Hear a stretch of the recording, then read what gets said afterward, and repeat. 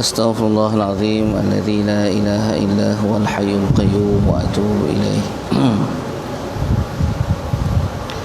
Astaghfirullahaladzim alladzi la ilaha illa huwal hayyul qayyum wa atubu ilaih. Astaghfirullahaladzim alladzi la ilaha illa huwal hayyul qayyum wa atubu ilaih. A'udzu billahi minasy syaithanir rajim. Bismillahirrahmanirrahim. Alhamdulillahi rabbil alamin wassalatu wassalamu ala asyrafil anbiya'i wal mursalin Sayyidina wa maulana Muhammadin wa ala alihi wa sahbihi ajma'in.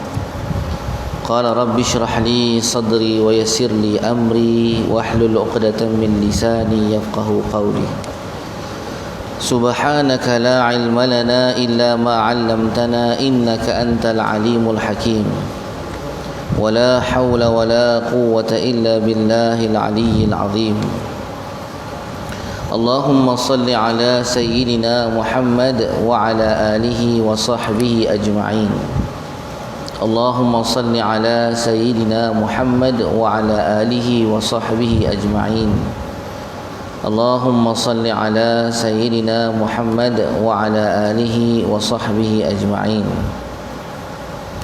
A'udzu billahi minasy syaithanir rajim. Bismillahirrahmanirrahim. Alhamdulillahi rabbil alamin wassalatu wassalamu ala asyrafil anbiya'i wal mursalin Sayyidina wa maulana Muhammadin wa ala alihi wa sahbihi ajma'in. Rabbi syrah lana sudurana. Ya Allah, ya Tuhan kami, Kau lapangkanlah dada-dada kami. Wa yassir lana umurana, Kau permudahkanlah segala urusan kami. Wahlul 'uqdatam min alsinatina, Kau rungkaikanlah segala simpulan di lidah-lidah kami. Yafqahu aqwalana, mudah-mudahan mereka memahami kata-kata kami. Amin ya rabbal alamin. Wa sallallahu ala sayyidina Muhammad wa ala alihi wa sahbihi wa baraka wa sallam. Walhamdulillahi rabbil alamin. Assalamualaikum warahmatullahi wabarakatuh. Tuan-tuan semua apa khabar? Sihat? Ibu-ibu sihat?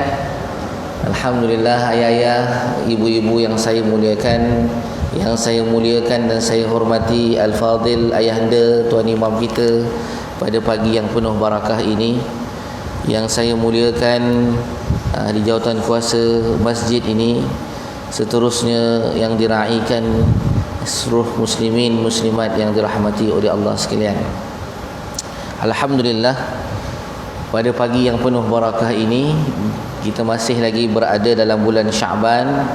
Allahumma barik lana fi Sya'ban wa ballighna Ramadan. Ya Allah, berkatikanlah kehidupan kami dalam bulan Sya'ban dan sampaikanlah kami ya Allah pada bulan Ramadan insya-Allah.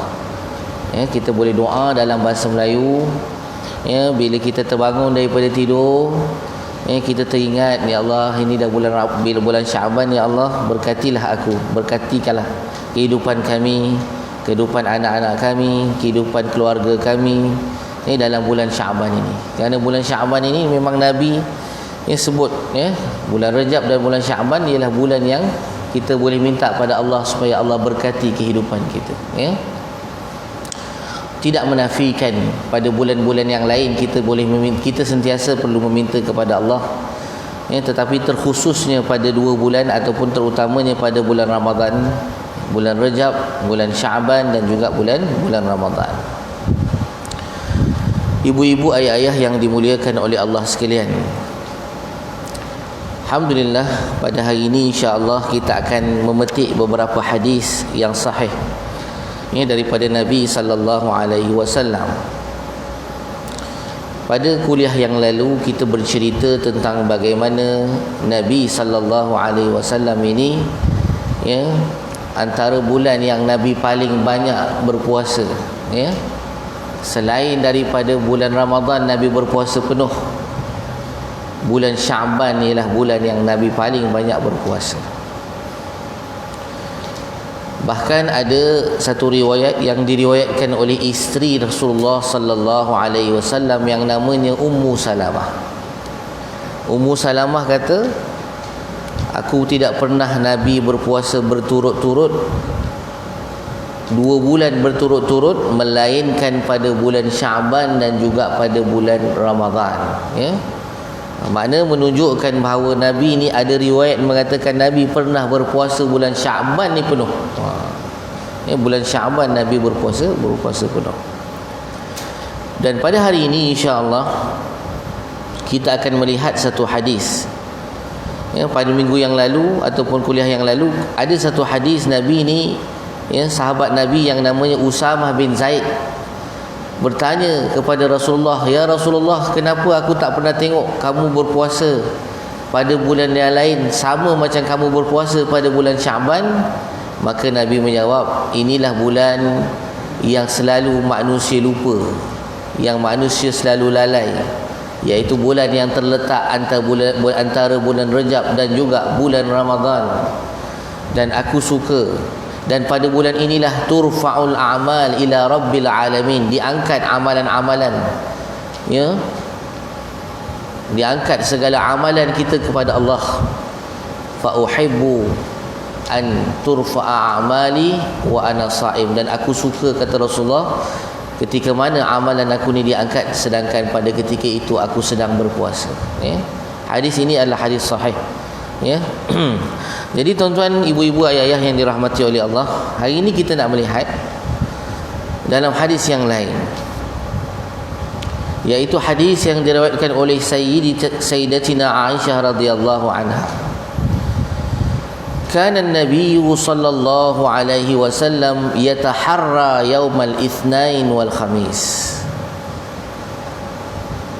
Kata Sayyidatina Aisyah, adapun Rasulullah sallallahu alaihi wasallam ini amat bersungguh-sungguh mengamalkan puasa pada hari Isnin dan Khamis. Hadis ini diriwayatkan oleh Al-Imam At-Tirmizi. Kebanyakan ulama hadis meriwayatkan hadis ini, antaranya Al-Imam At-Tirmizi, Al-Imam Ibnu Majah, Al-Imam An-Nasa'i dan Al-Imam Ibnu Khuzaimah, dan status hadis ini ialah sahih. Maknanya kalau kita tengok ada setengah-setengah manusia ni, dia hari Isnin Khamis dia akan berpuasa. Ada tak hadis yang menyatakan kelebihan ataupun amalan Rasulullah itu berpuasa pada hari Isnin dan Khamis? Jawapannya ada. Ya, hadis ini diriwayatkan oleh Sayyidatina Aisyah radhiyallahu anha. Sebab itulah ibu-ibu, ayah-ayah yang dimuliakan, ya, kalau kita melihat dalam banyak amalan-amalan para sahabat Nabi, ya, mereka ini gemar berpuasa pada hari Isnin dan Khamis, ya. Dan kita ni ibu-ibu dan ayah-ayah yang dimuliakan oleh Allah, kadang-kadang kita ni ada satu amalan yang memang khusus kita dengan Allah Subhanahu Wa Taala. Ada amalan yang kita ni memang kita khusus, amalan sunat. Kita cerita amalan sunat, ya. Amalan wajib ni memang kita kena buatlah dengan apa cara sekalipun, mengikut apa yang ditunjukkan oleh Rasulullah. Ya. Seperti contoh solat fardu berjemaah, contoh. Amalan wajib ni memang kita kena buat dan kita kena ikut cara Nabi lah. Kalau kata solat fardu ni, Nabi ajar kepada kita solat berjemaah, maka kita kena pergi ke masjid, kita kena solat bersama dengan orang lain sebab dia amalan fardu. Puasa fardu Ramadan sama juga, kita kena puasa, orang lain pun kena puasa, ya. Tapi ada amalan yang bukan fardu, amalan sunat ini, ada amalan-amalan tertentu yang memang kita khusus kita dengan Allah Subhanahu Wa Taala. Walaupun kadang-kadang ada amalan sunat yang kita buat ni orang nampak, tapi kalau boleh ada amalan sunat tu yang kita buat yang memang tak ada siapa tahu, kita dengan Allah SWT. Sebab tu dalam peristiwa Isra' dan Mi'raj, ya, Nabi diperlihatkan di dalam syurga, ya, tapak kaki Sayyidina Bilal di dalam syurga. Bila, ya, Rasulullah bertemu dengan Bilal, kata Rasulullah, "Wahai Bilal, apa amalan kamu yang menyebabkan kamu belum lagi meninggal dunia, masih duduk di atas dunia ni, tapi Allah dah sediakan seolah-olah tempat kamu dalam syurga. Kata Sayyidina Bilal, ya Rasulullah, tak ada apa pun aku punya amalan ya Rasulullah. Apa yang orang lain buat itulah, apa yang orang lain semua buat itulah amalan aku. Kalau ada pun ya Rasulullah, kalaulah ada, itulah kalau ada pun amalan aku ya Rasulullah, setiap kali selesai saja wuduk, aku akan solat sunat 2 rakaat. Solat sunat 2 rakaat. Maknanya lepas Rasulullah ambil wuduk, lepas Sayyidina Bilal ambil wuduk, beliau akan solat sunat 2 rakaat.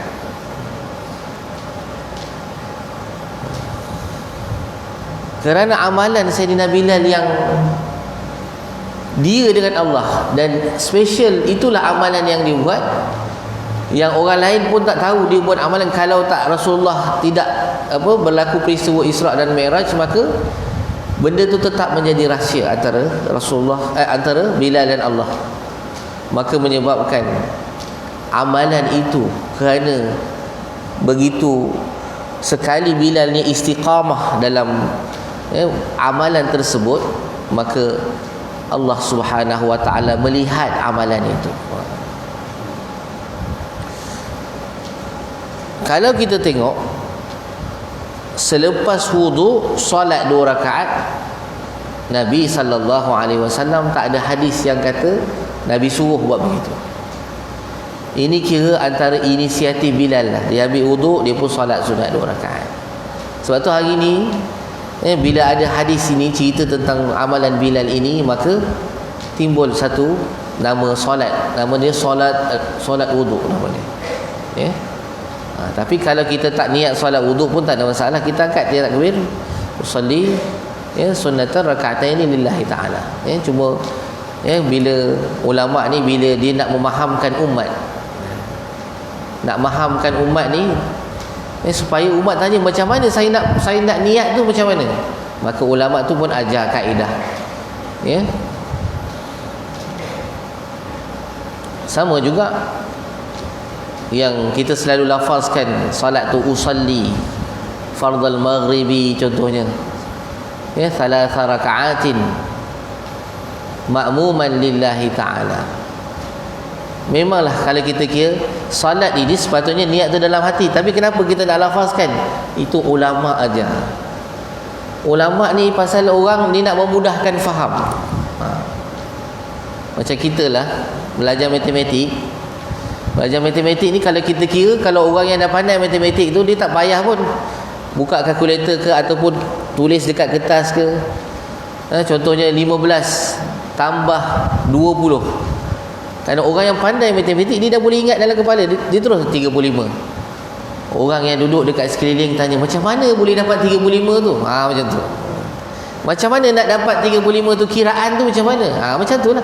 Maka cikgu matematik pun ajar macam ni, 15 tulis 15, tambah bawah tu 20. Campurkan, guna jari ke 1 2 3. Satu kaedah. Sebab itulah kita kadang-kadang ada setengah yang suka membida'ahkan itu, membida'ahkan ini. Nabi tak buat. Sebenarnya dia tidak melihat kepada maslahat. Kalau nak kira benda yang Nabi SAW tak buat, umat hari ini dah buat banyak benda. Contohnya di antara amalan yang Nabi buat Nabi tak buat, sahabat buat. Antaranya contohnya azan 2 kali pada hari Jumaat. Azan 2 kali pada hari Jumaat.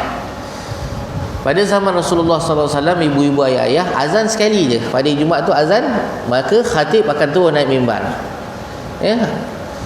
Zaman sekarang ni kita ada azan pertama. Azan pertama menunjukkan masuk waktu zuhur. Kemudian bila khatib nak naik mimbar, kan ada azan sebelum khatib naik mimbar kan. Zaman sahabat Nabi, bila Rasulullah wafat, ada sahabat Nabi zaman Sayyidina Osman, kalau tak silap saya, dia buat 2 kali azan. Sebab apa? Kerana bila umat Islam dah makin ramai, ada yang rumah mereka jauh daripada masjid, kalau tiba-tiba azan terus, imam terus naik mimbar baca khutbah, maka dibimbangi ada di antara jemaah-jemaah ni yang tak sedar dah masuk waktu zuhur tapi masih ada kat rumah masing-masing.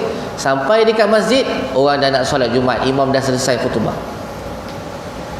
Maka diazankan azan pada hari Jumaat tu, masuk saja waktu zuhur tu diazankan satu kali azan, nak bagi tahu pada penduduk-penduduk ya di Madinah pada ketika itu bahawa dah masuk waktu solat, dah masuk waktu untuk bergegas pergi ke masjid solat Jumaat.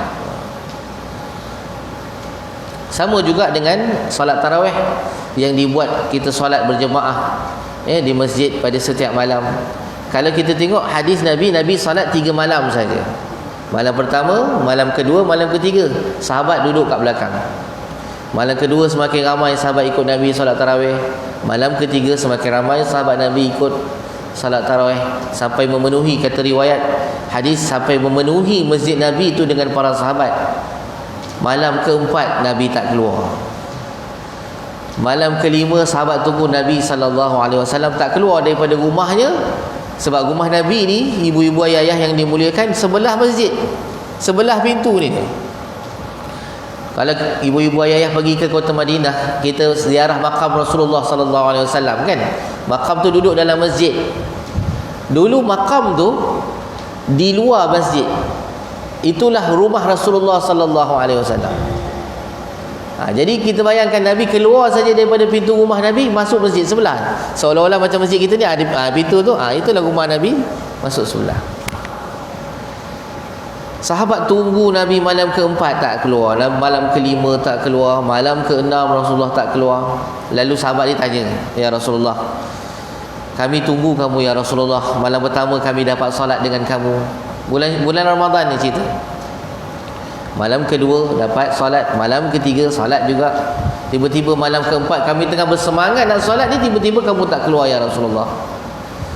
Maka Nabi SAW menjawab dalam hadis yang sahih, saya bacakan maksudnya.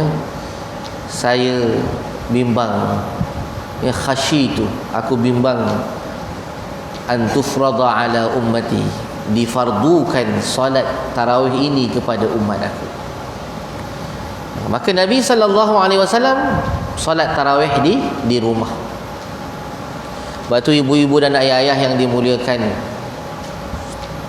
ya, kalaulah kita ni ada di antara anak kita, keluarga kita yang kerja tu malam, ya, tak sempat nak solat tarawih dekat masjid, maka kita katakan nasihat pada anak, walaupun tak dapat solat tarawih kat masjid, solatlah tarawih dekat rumah.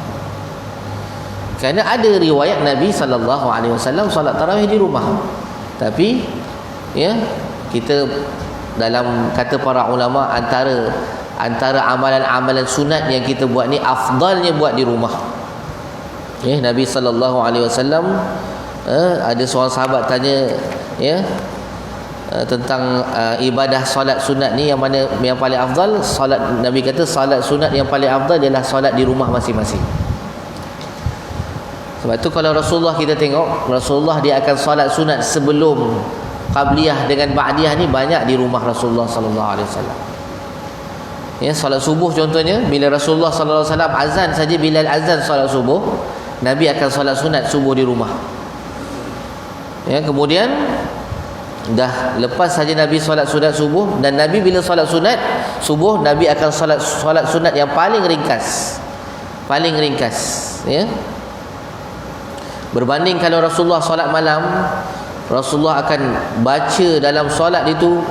Pernah seorang sahabat Nabi ni ikut Nabi SAW solat pada waktu malam, ya, Nabi baca pada rakaat pertama surah Al-Baqarah habis, 280 ayat lebih.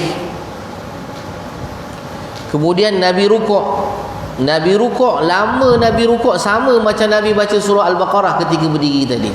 Allah, lama sungguh Nabi SAW ni rukuk. Nabi SAW sujud lama macam sama lama waktu rukuk tadi. Sebab tu kalau kita tengok dalam hadis-hadis Nabi kalau solat malam, Nabi tak solat beratus-ratus rakaat. Ya, ada riwayat kata Nabi solat paling-paling banyak pun 11 rakaat saja. Kenapa? Nabi kalau solat, sempurnanya solat Nabi sallallahu alaihi wasallam, lamanya Nabi ketika solat berdiri membaca ayat tu, sehingga kan ya ada di antara sahabat yang sampai tak sanggup nak duduk. Jadi Nabi ni kalau sujud memang ketika solat sunat. Nah, saya cerita ni ketika solat sunat. Nabi kalau solat sunat sujudnya lama. Bahkan dalam peperangan Badar, ketika peperangan Badar ni para sahabat semua tengah berperang, Nabi ni bermunajat pada Allah, sujud daripada awal peperangan sehinggalah datang Sayyidina Abu Bakar bagi tahu, ya Rasulullah, kita dah menang ya Rasulullah. Sampaikan rida, kita berkata apa, kain yang duduk di bahu Nabi ni sampai jatuh ke tanah kerana terlalu lamanya Rasulullah sallallahu alaihi wasallam ni sujud. Lalu Nabi pernah sebut dalam satu hadis sahih, kata Rasulullah sallallahu alaihi wasallam, aqrabu ma yakunul 'abdu ila Allah wa huwa sajidun. Sepaling hampir seorang hamba itu ketika mana dia hampir dengan Allah, masa bila? Ketika saat dia sedang sujud. Masa kita setengah sujud ni, ibu-ibu dan ayah-ayah, kalau kita solat sunat malam, sujudlah lama sikit. Kalau kita selalu baca subhana rabbiyal a'la wa bihamdihi itu 3 kali. Kalau kita solat sunat, bacalah banyak sikit, 11 kali, 21 kali. Kadang-kadang kita kata dah baca 3 kali, nak sujud, nak buat apa lama-lama ni? Apa nak buat lagi, nak baca apa lagi ni? Baca subhana rabbiyal a'la tu banyak kali, 21 kali, 101 kali kalau boleh lah. Tetapi kalau solat fardu, saya nak cerita sikit sebab ada pernah satu hamba Allah di satu tempat lah saya mengajar tu. Dia kata, ustaz, saya ni cukup suka sujud lama-lama ni ustaz. Ya? Boleh tak kalau saya sembahyang dengan imam, saya nak sujud tu lama? Contohnya masa imam sujud rakaat pertama tu, sampai imam tu dah bangkit dah, dia masih sujud lagi. Boleh ke saya nak sujud lama? Maka jawapannya, sujud ini disunatkan lama kalau solat sunat sahaja. Kalau solat wajib bersama dengan imam, kalau imam bangun kita masih sujud, takut-takut terbatal solat kita kerana kita tak ikut imam. Nabi sebut, innama ju'ilal imam liyutamma bih. Imam ini fungsinya untuk kita ikuti dia. Imam rukuk, kita rukuk. Imam i'tidal, kita i'tidal. Saya tak sempatlah nak baca 3 kali masa rukuk tu subhana rabbiyal azim wa bihamdi. Tak sempat baca 3 kali, imam dah i'tidal dah. Ikut imam, tinggalkan bacaan itu. Sebab bacaan itu sunat. Ikut imam dalam solat fardu wajib hukumnya. Itu kena faham. Antara wajib dengan sunat, lebih besar pahala buat benda wajib. Saya tak sempat tadi baca zikir masa time sujud tadi tu. Saya baru baca 2 kali je, imam dah bangun dah.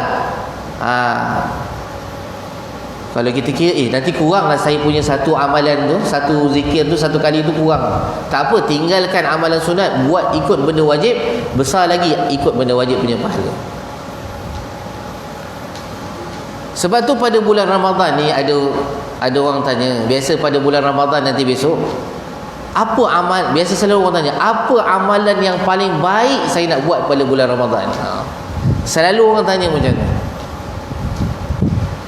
Jadi yang paling baik amalan pada bulan Ramadan, pertama sekali, ikut turutan ibu-ibu ayah, pertama sekali, benda yang wajib ini ditunaikan dengan sempurna. Maknanya kalau katakanlah bulan biasa kita solat jemaah ni biasanya 3 waktu je sehari semalam. Solat jemaah 2 waktu, solat dekat rumah, contoh. Pada bulan Ramadan yang paling baik sekali solat fardu tu 5 waktu dekat masjid. Itu paling baik. Yang wajib-wajib tu semua buat dengan baik. Itu paling besar pahala. Kalau kita ada kemampuan lagi selepas itu, barulah kita masuk pada amalan-amalan sunat. Antaranya, contohnya banyakkan membaca Al-Quran. Yang kedua, banyakkan bersedekah. Yang ketiga, banyakkan berzikir. Banyakkan berzikir ni macam-macam lah kita boleh zikir. Antaranya astaghfirullahalazim alladzi la ilaha illa huwal hayyul qayyum wa atubu ilaih. Itu antara zikir yang kita boleh buat. Kalau boleh, bacalah 100 kali setiap hari. Sebab itulah hari ni kita tengok, bila waktu solat tarawih ni hukumnya sunat. Penuh masjid solat tarawih. Tapi solat jemaah isyak tak ramai macam tarawih. Sedangkan yang paling besar pahala tu solat jemaah isyak di masjid tu. Kalau diberi dua situasi, ibu ayah, ada orang ni tuan ibu ayah, dia datang solat maghrib jemaah, lepas tu dia solat isyak jemaah pada bulan Ramadan. Ni cerita amalan bulan Ramadan. Kalau dia datang solat isyak berjemaah, lepas solat isyak habis imam baca doa semua, dia solat sunat 2 rakaat lepas isyak, lepas tu dia balik. Besok pula dia datang solat subuh berjemaah. Orang kedua pula, maghrib dia tak sempat datang ke masjid ni. Yalah, biasa maghrib semua orang sedang berbuka di rumah, tak apalah. Solat isyak, contohnya solat isyak berjemaah tu, dia tak sempat datang, dia tak datang solat isyak berjemaah. Tiba-tiba lepas dia orang habis semua solat isyak, dia pun datang solat tarawih berjemaah. Dia dah solat isyak dekat rumah. Contohnya tadi, dia lepas maghrib dia tak sempat katnya, dia solat isyak dekat rumah. Solat seorang diri lah. Datang ke masjid, niat dia nak datang solat tarawih berjemaah. Mana yang lebih afdal, mana yang lebih utama? Yang lebih utama solat isyak berjemaah tu berbanding solat tarawih tu. Duit dalam poket ada ni, antara sedekah dengan nak bayar zakat fitrah ni besok, mana lebih besar pahala, mana lebih utama? Nak dulukan duit ni, nak bayar zakat ke nak bayar sedekah, nak sedekah? Utama bayar zakat tu dulu. Sebab zakat itu hukumnya wajib. Ustaz, saya ni galat lah kan, kalau saya bayar zakat kan tak dapat pahala sedekah. Jangan risau ibu-ibu, ayah-ayah. Buat amalan wajib ni, kata sesetengah ulama, ada berdasarkan hadis-hadis yang sahih, pahalanya berkali ganda lebih besar. Setengah riwayat kata 70 kali ganda lebih besar pahala ibadah wajib yang kita buat berbanding dengan ibadah sunat. Ibadah sunat ni, amalan sunat, walau macam mana besar pun pahala, tak akan boleh menyamai pahala ibadah wajib. Sebab itulah ada orang bertanya dengan ulama-ulama, saya ni antara saya nak solat qada, saya nak gantikan solat saya yang lama dengan saya nak solat sunat, mana yang patut saya buat? Maka jumhur ulama mengatakan bahawa ganti tu, solat ganti tu lebih afdal lagi kita buat berbanding dengan solat. Bahkan ada setengah ulama mengatakan selagi ada solat yang kita belum ganti, maka hukum solat sunat tu haram. Tapi tak apalah, kita janganlah sampai tinggalkan solat sunat. Solat fardu yang kita tinggal kita ganti, solat sunat pun kita buat. Kita ambil macam tu, lebih baik, lebih senang, lebih tenang hati kita. Saya nak ceritakan di sini ialah, jangan kerana kita terlalu sibuk pada yang sunat kita mengabaikan yang wajib. Itu tujuan saya. Bukan tujuan saya nak kata jangan buat amalan sunat. Buat amalan sunat bagus, memang patut teruskan. Tapi jangan lupa, kalau kita ada amalan-amalan wajib yang kita belum tunaikan, kita kena tunaikan. Sebab tu kalau kita nak puasa, nak masuk puasa Ramadan ni, kalau ada puasa lepas yang kita tak habis, kita kena bayar fidyah tu. Kalau kita kalau puasa yang 2 tahun lepas lah, kalau puasa yang kita belum masuk Ramadan, ada puasa yang kita belum ganti, kita gantilah sampai nak masuk Ramadan besok. Ya. Tapi kalau ada puasa yang 2 tahun lepas, yang kita kena bayar fidyah. Ya, nanti ibu-ibu ayah boleh tanya dengan ustaz-ustaz macam mana caranya ataupun berapa dia punya fidyah tu, ya. Jadi ibu-ibu dan ayah-ayah yang dirahmati oleh Allah, sama juga kalau katakanlah imam dia dah duduk tahiyat akhir. Ya. Masa kita tengah sujud tu, bila imam bangkit saja duduk tahiyat akhir, kita dah tak boleh sujud lagi dah. Kita kena terus bangun. Kita bukan bangun, maksudnya terus duduk tahiyat akhir sama-sama dengan imam. Ya. Habis macam mana saya nak solat sujud lama? Boleh waktu solat sunat. Contohnya lepas contohnya sebelum kejap lagi solat duha ni kan, kejap lagi solat isyraq ni kan, kejap lagi. Masa solat isyraq tu nak sujud setengah jam tu, sujudlah. Yang itu boleh lama. Maksudnya. Tapi zaman-zaman saya kecil-kecil dulu, ingat lagi ayah saya suruh paksa kita bangun qiyamul lail. Ya, jadi bila orang qiyamul lail ni solat sunat malam, biasanya masa sujud akhir tu kan lama. Jadi ayah kita dengan atuk kita ni sujud lama. Kita budak-budak lagi lama kita sujud. Atuk kita dah habis solat lama dah, kita masih sujud lagi. Rupa-rupanya dah tidur dah. Bukan sujud, tidur. Sebab waktu time sujud tu lah yang paling sedap sekali kita tidur tu. Tak apalah kan, itu satu didikan tarbiyah. Ibu-ibu ayah-ayah yang dirahmati oleh Allah sekalian, ya. Dalam sebuah hadis yang diriwayatkan oleh Abu Hurairah radhiyallahu anhu, katanya anna nabi ya sallallahu alaihi wasallam qala tu'radul a'malu yaumal itsnain wal khamis fa uhibbu an yu'rada 'amali wa ana sha'imun. Kata Sayyidina Abu Hurairah radhiyallahu anhu, Rasulullah sallallahu alaihi wasallam pernah bersabda, tu'radul a'mal, diangkat ataupun diperlihatkan.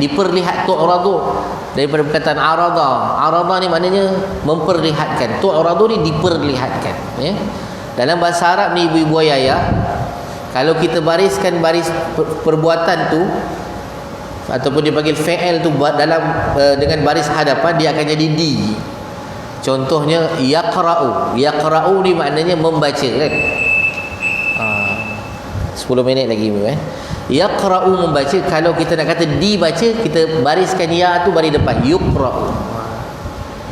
Yaqra'u membaca, yuqra'u dibaca. Jadi tu'radu ni diperlihatkan amalan-amalan, ya, diperlihatkan amalan seorang hamba kepada Allah pada setiap hari Isnin dan Khamis. Fa uhibbu an yu'rada 'amali wa ana sha'imun, dan aku suka ketika mana diperlihatkan amalan kebajikanku itu dalam keadaan aku sedang berpuasa. Hadis ini hadis sahih, diriwayatkan oleh Al-Imam At-Tirmizi, Ibnu Majah dan juga Al-Imam An-Nasa'i. Jadi setiap hari Isnin dengan Khamis, ibu-ibu dan ayah-ayah, ada amalan kita ni diperlihatkan oleh Allah Subhanahu wa taala. Yang hadis yang sebelum ni yang kita baca pada minggu lalu, yang hadis, ya, Usamah bin Zaid tu, diangkat amalan pada setiap, ya, bulan Syaban, pada setiap tahun pada bulan Syaban. Baiklah, kita pergi hadis yang seterusnya. Satu hadis yang cukup bagus untuk kita amalkan, iaitu tentang amalan yang sikit tapi dia berterusan. Ada setengah manusia ni, ibu-ibu ayah yang dimuliakan, dia kalau beramal banyak tapi dia beramal tu bermusim. Kadang-kadang dia beramal tu pada bulan Ramadan aja. Dia baca Quran tu banyak, tapi pada bulan Ramadan dia boleh khatam 2 kali. Ada setengah manusia, dia punya amalan tak banyak, sikit aja amalannya.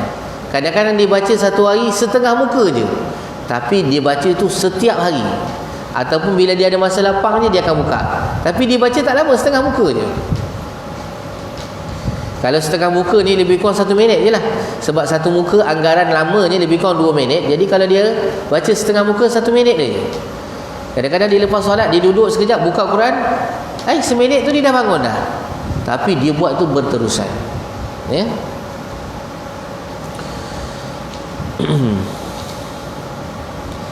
Jadi hadis ini diriwayatkan oleh seorang sahabat Nabi namanya Alqamah. Dia kata apa? Sa'altu Aisyah radhiyallahu anha, akana Rasulullah sallallahu alaihi wasallam yakhussu min al-ayyami syai'an? Qalat la, kana 'amaluhu dimatan. Wa ayyukum kana yutiqu ma kana Rasulullah sallallahu alaihi wasallam yutiqa. Kata Alqamah, aku bertanya kepada Aisyah. Aisyah ni ialah isteri Rasulullah sallallahu alaihi wasallam. Masa ni dia bertanya ni Rasulullah dah wafat, ya. Jadi bila sahabat ni, budaya mereka sahabat ni, bila ada sahabat-sahabat yang masih kecil ketika Rasulullah hidup, jadi bila Rasulullah dah wafat, mereka ni tak sempat lama duduk bersama Rasulullah. Jadi mereka bertanya dengan orang yang rapat dengan Nabi, antaranya isteri Nabi, antaranya pembantu Nabi Anas bin Malik, antaranya Abu Hurairah, ya. Apakah kehidupan Nabi ni? Nabi dulu macam mana? Ya. Jadi satu hari ni Alqamah ni dia datang jumpa dengan Sayyidatina Aisyah Ummul Mukminin. Ditanya, ya wahai Ummul Mukminin, wahai Sayyidatina Aisyah, adakah Rasulullah sallallahu alaihi wasallam ada mengkhususkan satu hari bagi satu perkara? Maknanya ada tak Nabi sallallahu alaihi wasallam ni ada satu hari tu Nabi khususkan untuk buat satu amal ibadah saja? Seolah-olahnya ada tak satu hari dalam seminggu Nabi ni tak keluar, Rasulullah tak keluar langsung rumah kerana Nabi ibadah saja? Ada tak macam tu? Lalu kata Sayyidatina Aisyah, qalat la, tak ada. Kana amaluhu dimah. Nabi ni kalau dia beramal, Rasulullah beramal secara berterusan. Kalau contohnya Nabi, kebiasaan Nabi ni, Nabi akan zikir ini contohnya, ataupun Nabi akan istighfar setiap hari sebelum solat subuh contoh, maka pada apa waktu sekalipun, pada hari apa sekalipun, Nabi akan buat benda yang sama.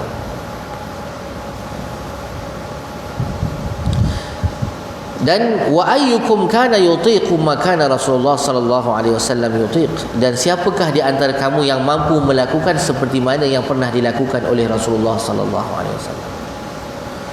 Maknanya Nabi kalau ibadah ni, ya, tak ada siapa pun di kalangan sahabat-sahabat Nabi yang mampu nak ikut Nabi sallallahu alaihi wasallam. Sempurnanya Nabi kalau ibadah kepada Allah Subhanahu wa taala.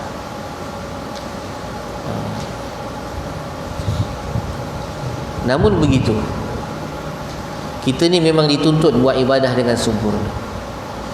Namun begitu, ada sesetengah keadaan kalau sekiranya kita ni kudrat kita, kekuatan kita, kemampuan kita tak sama macam zaman kita sihat contoh, maka dalam agama Islam kita ni bila nak ibadah, buatlah mengikut kemampuan kita. Contohlah, ada seorang hamba Allah ni, contohnya dia ni sihat, tiba-tiba dengan takdir Allah, Allah uji dia dengan sakit. Sakit apa contohnya? Sakit gaut. Sakit gaut contohnya silap makan contohnya, tak boleh nak berdiri, ya. Dia selalu bangun malam ni, solat sunat malam ni berdiri. Tiba-tiba satu hari dia gaut, sakit kaki, tak boleh nak bangun. Jadi dia nak bangun juga, dipaksakan diri dia ni bangun juga, berdiri juga, maka lebih bertambah parah lagi, bertambah sakit lagi. Maka ya, itu memudaratkan diri dia. Jadi bila mana kita ibadah mengikut kemampuan kita.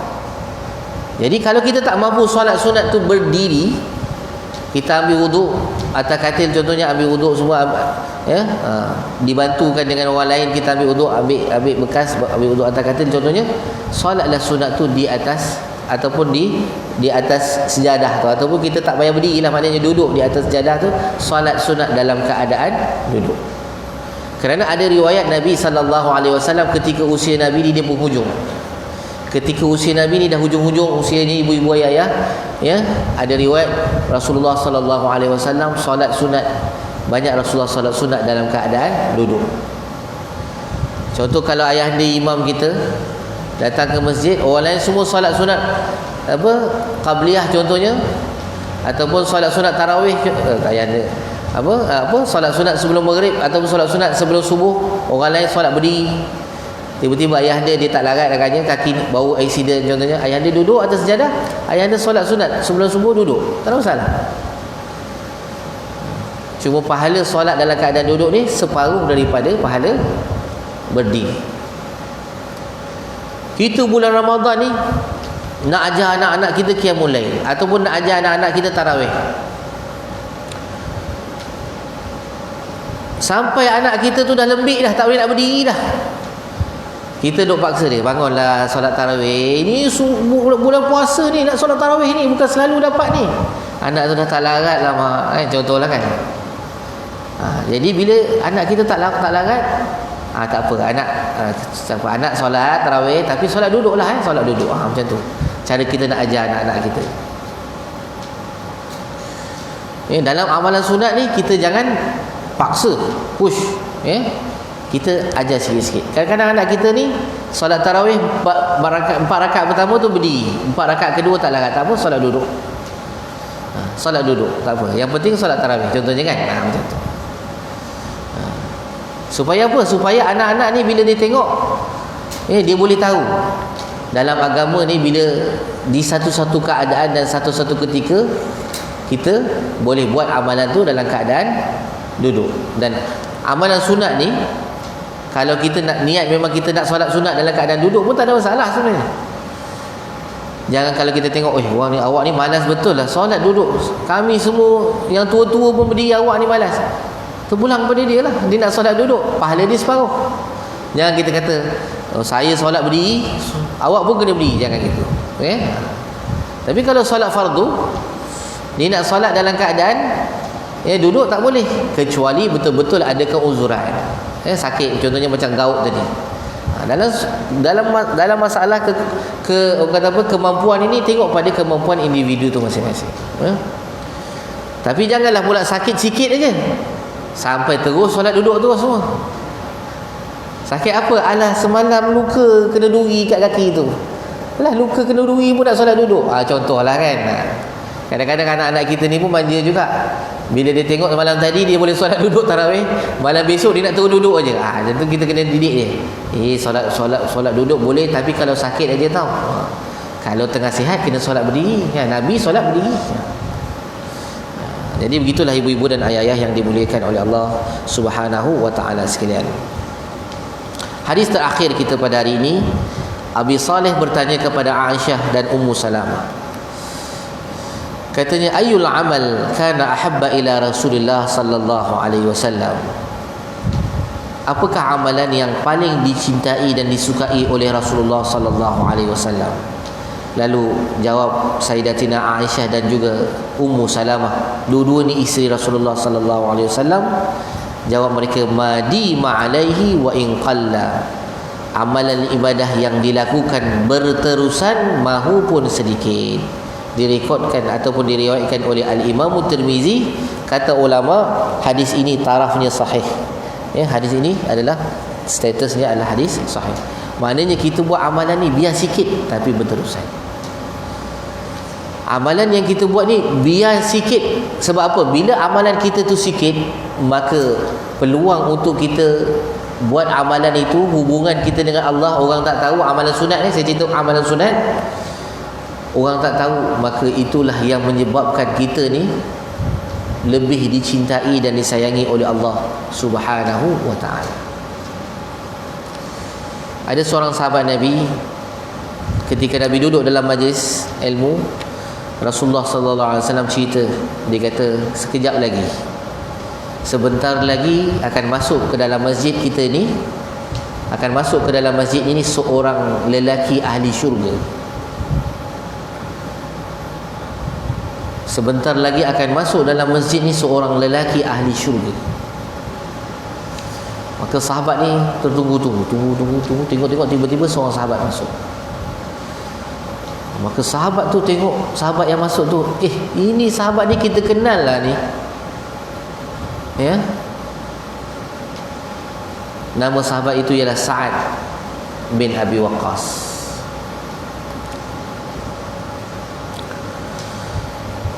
Lalu ada di antara sahabat ni, dia bila Nabi kata ni ahli syurga, mereka ni berlumba-lumba nak jadi ahli syurga. Apa amalan dia? Nak berkongsi kebaikan yang orang tu buat, nak belajar macam mana orang tu boleh dapat ahli, sampai dapat status ataupun dah disediakan untuknya ahli syurga. Maka ada seorang sahabat ni, dia pergi tidur dekat rumah sahabat ni, namanya Sa'ad bin Abi Waqqas. Tidur.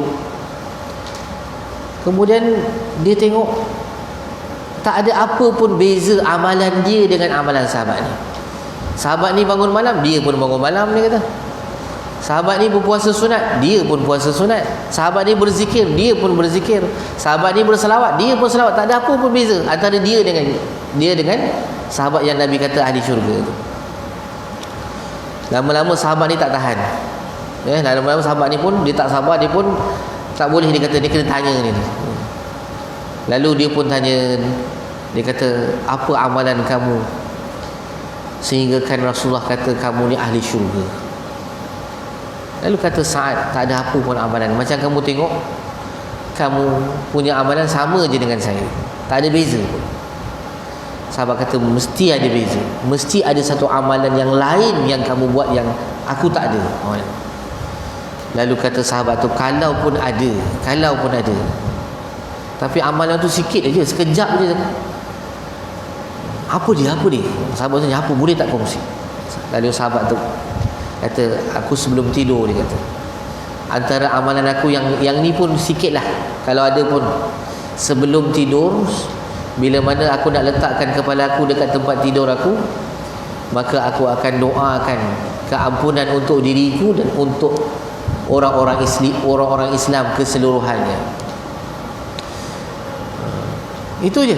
Allahumma ghfirli dhunubi wa li jami'il muslimin wal muslimat. Ataupun Allahumma ghfir lana dhunubana wa li ikhwanina alladhina sabaquna bil iman. Itu je doa.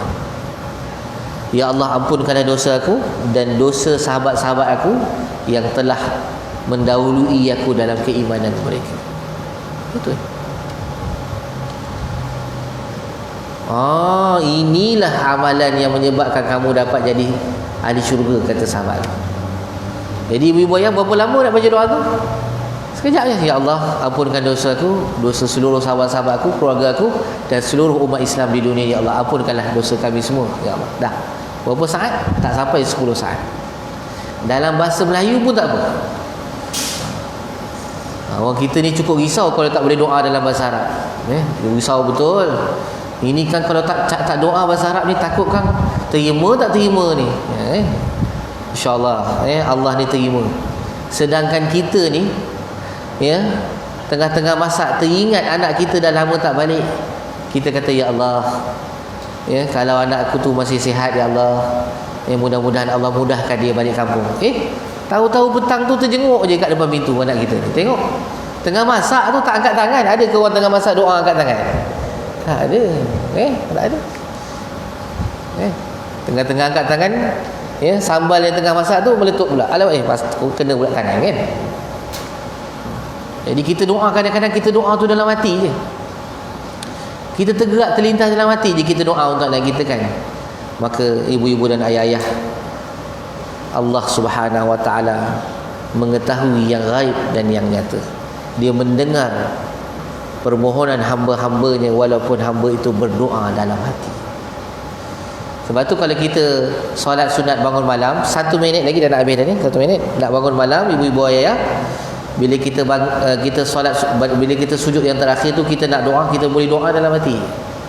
Apa saja doa yang kita nak buat, kalau dalam bahasa Melayu kan, kita nak doa boleh doa je dalam hati. InsyaAllah Allah Subhanahu wa ta'ala akan perkenankan doa kita, insyaAllah. Rasanya cukuplah sekadar itu ibu-ibu dan ayah-ayah yang dimuliakan oleh Allah sekalian.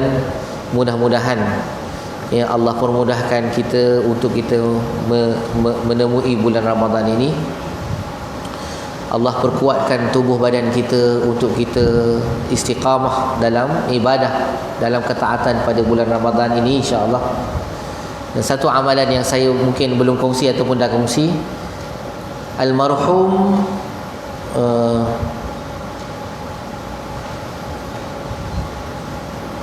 seorang Syekhul Azhar, Allah SWT, Syekh Mutawalli Asy-Sya'rawi, almarhum Syekh Mutawalli Sya'rawi, dia bagi satu amalan yang kalau nak memudahkan kita bangkit ibadah. Amalannya macam mana? Bila kita tuangkan air dalam gelas macam ni, contohnya ada air dalam gelas ni, bila kita nak minum, kita baca Bismillahirrahmanirrahim, kita minum satu teguk. Lepas tu kita kata Alhamdulillah. Kemudian kita baca lagi sekali Bismillahirrahmanirrahim, kita minum tegukan yang kedua, kemudian kita kata Alhamdulillah. Kemudian kita bangkit. Kemudian kita baca lagi Bismillah kali ketiga, kita minum tegukan yang ketiga, dan kita kata selepas minum kita baca Alhamdulillah. Ya, kata beliau rahimahullah, saya petik kata-kata beliau, selama mana air yang kita minum itu berada dalam tubuh kita, maka selagi itulah Allah akan permudahkan, ringankan badan kita untuk beribadah kepada Allah ataupun melakukan ketaatan kepada Allah Subhanahu wa taala. Jadi kalau kita jadikan amalan setiap pagi, ya, maka insya-Allah Allah mudahkan kita untuk menjadi hamba yang taat, ya. Aqulu qawli hadza wa astaghfirullahal azim li wa lakum. Wassalamu alaikum warahmatullahi wabarakatuh. A'udzu billahi minasyaitonir rajim. Bismillahirrahmanirrahim. Alhamdulillahi rabbil alamin, wassalatu wassalamu ala asyrafil anbiya'i wal mursalin sayyidina wa maulana Muhammadin wa ala alihi wa sahbihi ajma'in. Fafahamnaha Sulaiman wa kullan atayna hukman wa ilma wa sakharna ma'a Dawud al-jibala yusabbihna wat tayra wa kunna fa'ilin. Wa sallallahu ala sayyidina Muhammad wa ala alihi wa sahbihi wa sallam. Walhamdulillahi rabbil alamin. Taqabbalallahu minkum. Assalamualaikum warahmatullahi wabarakatuh. Alhamdulillah. Bismillah.